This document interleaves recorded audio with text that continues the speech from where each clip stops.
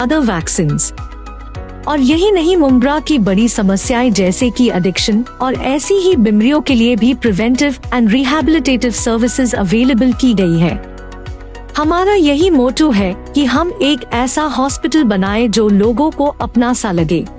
Medford multi speciality hospital, जो कि 60 bedded multi speciality hospital है। यहाँ पर हमने कुछ सर्विसेज रखी हैं, जैसे कि क्यूरेटिव सर्विसेज है, प्रिवेंटिव सर्विसेज है, रिहैबिलिटेटिव सर्विसेज है, डायग्नोस्टिक सर्विसेज है। मैंने और मेरे जो पार्टनर है मिस्टर मेहरा जरीवाला सर, हमने सोचा था कि मुमरा के लिए हम कुछ अच्छा बनाएं, कुछ अच्छा करें, जैसे कि बेस्ट इंफ्रास्ट्रक्चर्स के साथ with low economical and affordable rates में हम पब्लिक को सर्विस दें। इसलिए हमने ये हॉस्पिटल बनाया। So please do visit us at Medford hospital. Thank you so much. अस्सलाम वालेकुम everyone, welcome to Medford multi speciality hospital, जहां हमारा विजन है to be a state of the art facility that serves not only the elite few but general public at large. और हमारा mission है to open a chain of hospitals to serve the lower strata of the society, again at affordable cost. Thank you so much everyone, and we are looking forward to serving you at Medford Multi Speciality Hospital.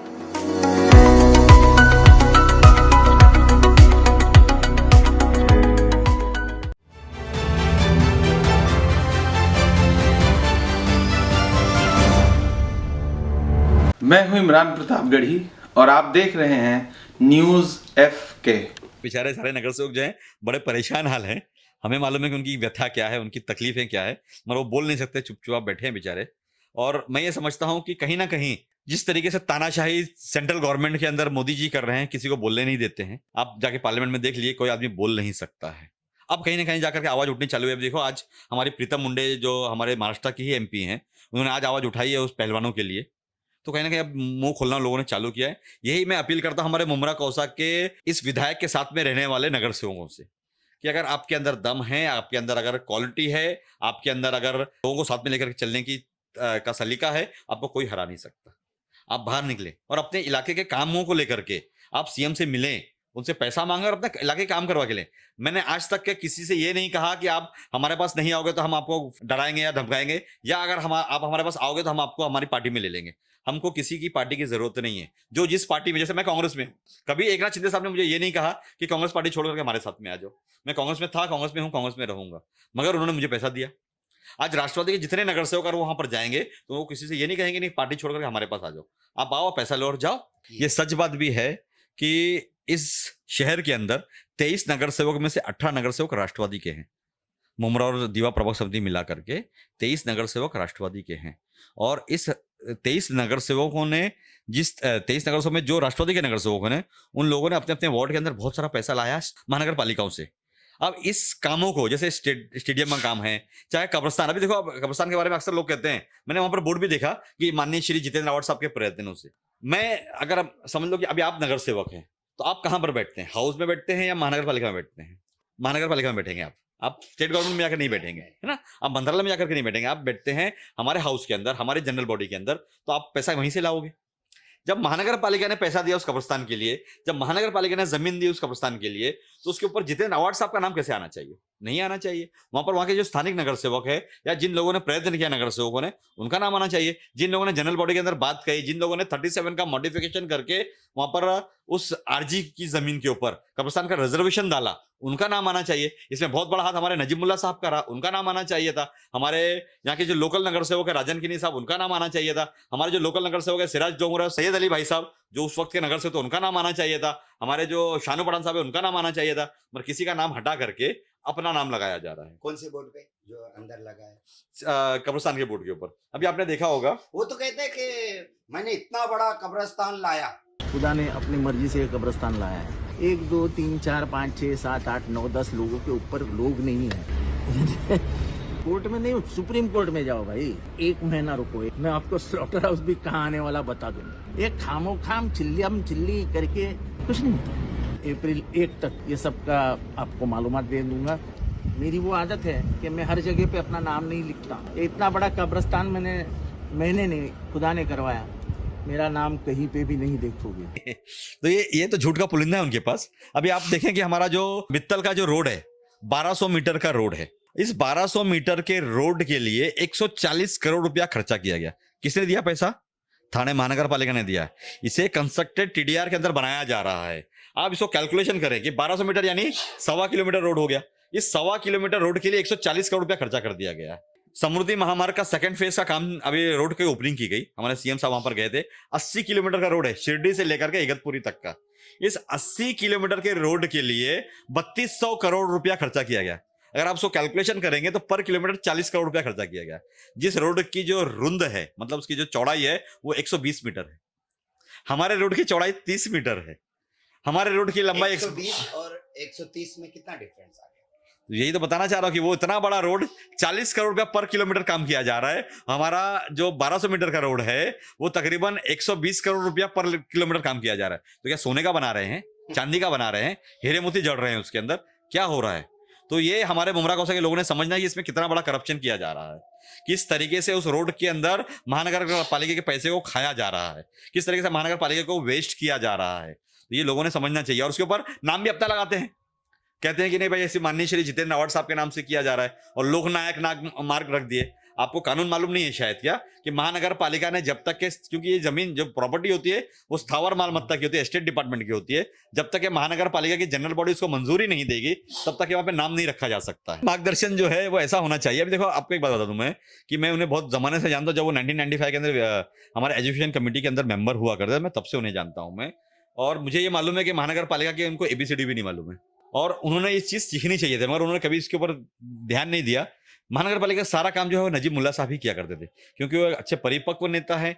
महानगर पालिका की पूरी अच्छी भली भांति उनको जानकारी है और उसी तरीके से मुझे जानकारी है। तो मैं ये समझता हूं कि उन्होंने कहीं ना कहीं जो मार्गदर्शन करते हैं उससे अच्छा ये होता कि हमारे सारे नगर सेवकों को लेकर के बैठ करके महानगर पालिका के जो भी काम हो रहे उसका श्रेय जो है वो उन्हें देते। अभी आपने देखा कि हमारे माननीय खासदार साहब ओपनिंग में आए थे, आप भी थे वहीं पर। खासदार साहब ने क्या कहा कि ये जो मांगनी नगर सेवकों ने की है तो इसका श्रेय किसे मिलना चाहिए? नगर सेवकों को मिलना चाहिए। ये नगर सेवकों की वजह से मैं यहाँ पर काम कर रहा हूँ। तो उसी तरीके से आप जब काम करते हो, आपने कभी किसी नगर सेवक का नाम नहीं लिया। मैं ये तो नहीं जानता हूँ कि उनके दिल में क्या है, मगर इतना मैं जरूर जानता हूँ कि अगर एकनाथ शिंदे साहब का हाथ नहीं होता तो तीनों इलेक्शन वो जीत नहीं पाते थे। तीनों इलेक्शन में एकनाथ शिंदे साहब ने कहीं ना कहीं उनकी मदद की है, तभी कहीं जाकर वो इलेक्शन जीते हैं। देखो ऐसा है कि असल में मुमरा कौसा के हमारे जो लोग हैं, कलवा में तो मैं नहीं जानता उनको कोई जाता है। हाँ ठीक है, वोट इसलिए दे देते हैं कि वहां पर एक पोलराइजेशन ऑफ वोट किया जाता है, HM किया जाता है कि अगर आप मुझे वोट नहीं दोगे तो वहां मुसलमान जीत जाएगा। इस तरीके से वहां पोलराइजेशन करने के बाद उनको वोट मिल जाता है। पर मुमरा कौसा के अंदर आप देख लेंगे कि जो पिछली मरतबा जो वोट गिरे 80,000 के आसपास वोट गिरे, उसमें सिर्फ 40,000 उनको वोट मिले, 50% वोट उनके खिलाफ गिरे। उसमें एक ऐसे आदमी जिसने 1 रुपया नहीं खर्चा किया उसको 30,500 वोट मिले। अल्तमस फैजी साहब को 25,000 वोट मिले और उसके बाद में शिवसेना को यहाँ पर 12,000 वोट मिले। तो कहीं ना कहीं मैं ये समझता हूं कि मुमरा कौसा के अंदर जो है उन्होंने एक है ना एक भ्रम पैदा किया हुआ है। और मुमरा कौसा के जो लोग हैं वो क्योंकि वर्किंग क्लास यहाँ पर रहता है, मुमरा कौसा के जो लोग हैं वो मुंबई रोज सुबह काम पे जाते हैं, रात में कैंपस आते हैं। अब उन्हें कोई चीज अच्छी दिखती है तो उन्हें ऐसा लगता है कि नहीं हमारे माननीय श्री आमदार साहब ने ही किया होगा। मगर सच्चाई ये है कि मुमरा कौसा में जितने भी डेवलपमेंट वर्क किए हैं उसमें 95% वर्क जो है वो महानगर पालिका के माध्यम हुए और नगर सेवकों की वजह से हुए। मैं नहीं समझता हूँ हमारे नगर सेवक बड़े बेबाक हैं, मगर कुछ मजबूरियां हैं जिसकी वजह से वो चुपचाप बैठे हैं, सही वक्त का इंतजार कर रहे हैं। उनकी मजबूरियां कब खत्म होगी? इलेक्शन आने दो, सब खत्म हो जाएगी मजबूरी इंशाल्लाह। अगर ये ऐसे होते हैं, कभी मुसलमानों के बारे में कहते हैं मुसलमान ऐसे होते हैं, कभी सिंधियों के बारे में कहते हैं सिंधी ऐसे होते हैं, कभी किसी और के बारे में कहते हैं ऐसे होते हैं, क्योंकि ये नास्तिक हैं। ये किसी धर्म किसी जात को मानते नहीं है और एक नास्तिक विचारधारा है इनकी और ये हमेशा से एक राउडीपने से काम करते हैं। आपने देखा होगा कि 2014 के इलेक्शन के वक्त में हमारे एक कैंडिडेट MIM के अशरफ मुलानी साहब, उनको थाना में पीट दिया गया। मुमरा कौसा में जब भी इलेक्शंस होते हैं किसी ना किसी को पीट दिया जाता है। हमारे रऊफ लाला साहब के साहबजादे को 2019 के इलेक्शन में पीट दिया गया।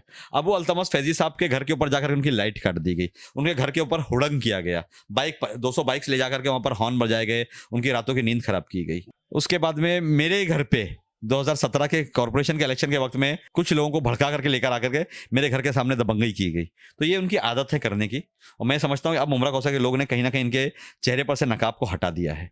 मैं इतना ही कहूंगा कि मुमरा कौसा के विकासों को लेकर के, मुमरा कौसा के बड़े बड़े प्रश्नों को लेकर के, मुमरा कौसा के बड़े बड़े सवालों को लेकर के हम लोग काम करने की कोशिश करेंगे।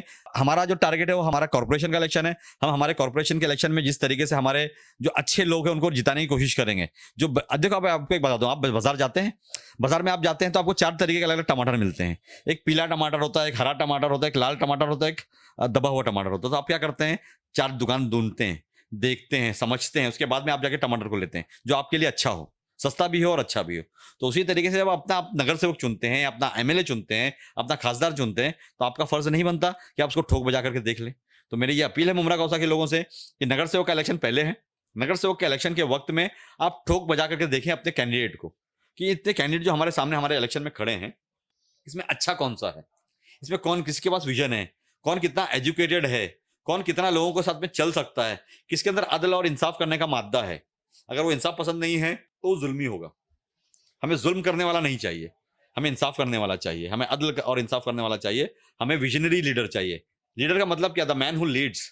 तो जो लीड करने वाला आदमी है उसको मालूम होना चाहिए कि हमारे माशरे के अंदर किस चीज की तकलीफ है, वो तकलीफ किस तरीके से दूर होगी।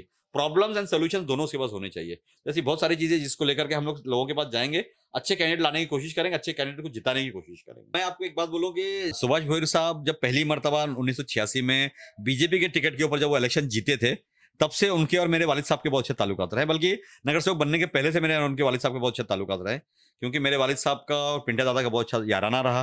रामचंद्र भगत साहब का, जो सुधीर भगत साहब जो माजी नगर सेवक है, उनके वालिद साहब थे। तो इसकी वजह से सुभाष भोईर साहब से मेरा हमेशा अच्छा तांता रहा। भले वो हमारे सामने इलेक्शन लड़े, ठीक है, मगर मैंने हमेशा उनकी रिस्पेक्ट की और अच्छे इंसान है। आज मुमरा कौसा में उनको अच्छी ख्याति है और अच्छा उनकी रिस्पेक्ट है। आज उनका जन्मदिन है, मैं उसके जन्मदिन के ऊपर उनको बहुत सारी शुभकामनाएं देता हूं और दुआएं करता हूं कि वो और तरक्की करे और आगे बढ़े, और हमेशा से मुमरा कौसा के फलाह बहबूदी के लिए, मुमरा कौसा के अच्छे कामों के लिए वो तत्पर खड़े रहे। मैं मानता हूं मुमरा शहर के अंदर राष्ट्रवादी का बच्चा पैदा करने वाला सुभाष भोईर, आपने उस नजरिए को कैसा देखा? मुमरा शहर के अंदर वो बच्चा बड़ा हुआ, फिर किसी ने गोद ले लिया। बिल्कुल सही बात है कि बेचारे ने, जब ये जो कलवा मुमरा 149 कलवा मुमरा कॉन्स्टिट्यूंसी ये नहीं हुआ करती थी, 2008 में पहली मरतबा डेलिमिनेशन के बाद में बनी है ये। उससे पहले हमेशा से इस वार्ड को नर्चर करने का काम सुभाष भोईर साहब ने ही किया है राष्ट्रवादी के माध्यम से। 99 से वो राष्ट्रवादी में रहे, 99 से पहले वो कांग्रेस में रहे और सबसे पहले वो बीजेपी में रहे। 1986, 87 2 साल वो बीजेपी से नगर सेवक रहे। 87 में जब वसंत डाकोरे साहब का इलेक्शन हुआ तब वो कांग्रेस में आ गए। नईम खान साहब ने उनको कांग्रेस में ले लिया था, तब से वो कांग्रेस में 99 तक के रहे। 99 से वो जैसे राष्ट्रवादी की स्थापना हुई तो शरद पवार साहब के साथ में सबसे पहले वो राष्ट्रवादी में गए और राष्ट्रवादी से यहाँ पर पूरे इस वार्ड को नर्चर किया। तो मैं समझता हूँ कि उनका हक था, कोई यहाँ से एमएलए बनते, यहाँ से उनको टिकट मिलना चाहिए था, मगर कुछ कारणवश हमारे शरद चंद्र पवार साहब ने उनको टिकट नहीं दिया, उनकी जगह पर इनको टिकट दिया, वो जीत करके आ गए। क्योंकि एक सेकुलर इलाका है, यहाँ पर हमेशा से कांग्रेस और एनसीपी की टिकट सीट आती रही है हमेशा से, तो वहां से अवार्ड साहब जीत करके आ गए। मैं इसके लिए बहुत मुझे दुख है। हमारे सुभाष जी भोईर साहब यहाँ से एमएलए नहीं बन पाए, मगर वो बाजू में बन गए। बाजू में हमारी जो कल्याण ग्रामीण की जो सीट है वहां से वो आमदार बने। पिछली बार उनको टिकट नहीं मिला, मगर मैं समझता हूँ अगली बार अगर उनको टिकट मिलेगा वो जरूर जीतेंगे। अब आप उनको क्या देखना चाहते हैं, आमदार या खासदार? देखो अभी ऐसा है कि वो जिस पार्टी में वो यूबीटी के अंदर है, तो यूबीटी की तरफ से यहाँ पर खासदार का कोई कैंडिडेट है नहीं। हो सकता है शायद कि खासदार के लिए उनके हमारे जो श्रीकांत शिंदे साहब उनके सामने वो खासदार का टिकट दिया जा सकता है, उद्धव ठाकरे साहब की तरफ से। हो सकता है वो खासदार का इलेक्शन लड़े, ये हो सकता है, उसमें कोई दो राय नहीं है। अगर वो खासदार लड़ते हैं तो भी मेरी उनकी शुभकामनाएं हैं, अगर वो आमदार लड़ते हैं तो भी मेरी उनको शुभकामनाएं हैं।